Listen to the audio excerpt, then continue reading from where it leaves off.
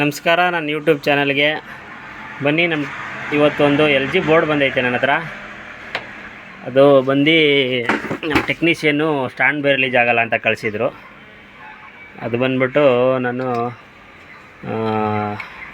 ಎಲ್ಲ ಚೆಕ್ ಮಾಡಿದಾಗ ಇಲ್ಲೊಂದು ನೋಡಿ, ಇಲ್ಲಿ ಕಾಣಿಸುತ್ತಲ್ಲ ನೋಡಿ, ನಾನು ಸ್ಕ್ರೂ ಡ್ರೈವರಲ್ಲಿ ಮಾರ್ಕ್ ಮಾಡಿ ತೋರಿಸ್ತಾ ಇದ್ದೀನಿ. ಇದೊಂದು 5 ವೋಲ್ಟ್ಸ್ ರೆಗ್ಯುಲೇಟ್ರು. ಈ 5 ವೋಲ್ಟ್ಸ್ ರೆಗ್ಯುಲೇಟ್ರು ಇಂದ ವೋಲ್ಟೇಜು ಬರ್ತಾ ಇರಲಿಲ್ಲ ನೋಡಿ. ಇಲ್ಲಿಗೆ ಇನ್ಪುಟ್ಟು ನೋಡಿ, ಇಲ್ಲಿಗೆ ಇನ್ಪುಟ್ಟು 8ರಿಂದ 9 ವೋಲ್ಟೇಜ್ ಬರುತ್ತೆ. ಇದು ಔಟ್ಪುಟ್ಟು 5 ವೋಲ್ಟೇಜ್ ಬರಬೇಕು. ಇದು ಬರ್ತಾ ಇರಲಿಲ್ಲ. ಸೊ ಇದನ್ನು ನಾನು ಚೇಂಜ್ ಮಾಡಿಕೊಂಡೆ. ಇದು 5 ವೋಲ್ಟ್ಸ್ ಬಂತು. ಆವಾಗ ಇಲ್ಲಿ 110 ರಿಲೀಸ್ ಆಯಿತು. 110 ರಿಲೀಸ್ ಆಗಿ ಇದು ಸ್ಟ್ಯಾಂಡ್ ಬೈ ರಿಲೀಸ್ ಆಯಿತು.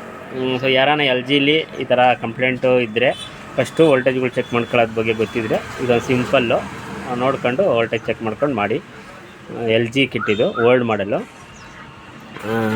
ಇದಕ್ಕೆ 5 ವೋಲ್ಟ್ಸ್ ರೆಗ್ಯುಲೇಟರ್ ನೋಡಿ, ನಾನು ಈ ಥರದ್ದು ಹಾಕ್ತಾಯಿದ್ದೀನಿ. ಮುಂಚೆ ಚಿಕ್ಕದಿತ್ತು ನೋಡಿ, ನಾನು ಈ ಥರದ್ದು ಹಾಕ್ತಾಯಿದ್ದೀನಿ ನೋಡಿ. ಇದು ಹಾಕ್ತಾಯಿದ್ದೀನಿ, ಅದು ದೊಡ್ಡದು ಹಾಕ್ತಾಯಿದ್ದೀನಿ. ಹೀಟ್ ಸಿಂಕ್ ಎಲ್ಲ ಸ್ವಲ್ಪ ಚೆನ್ನಾಗಿ ಕೆಲಸ ಮಾಡುತ್ತಿದ್ದು. ಅದಕ್ಕೆ ಇದು ಹಾಕ್ಬಿಟ್ಟು ನಾನು ವೋಲ್ಟೇಜ್ನ ಇದು ಮಾಡ್ಕೊಳ್ತೀನಿ. ಇದಾದಮೇಲೆ ಸ್ವಲ್ಪ ಮತ್ತೆ ಸ್ಟ್ಯಾಂಡ್ ಬೈ ರಿಲೀಸ್ ಆಯಿತಾ ಇಲ್ವಾ ಅಂತ ಚೆಕ್ ಮಾಡ್ತೀನಿ.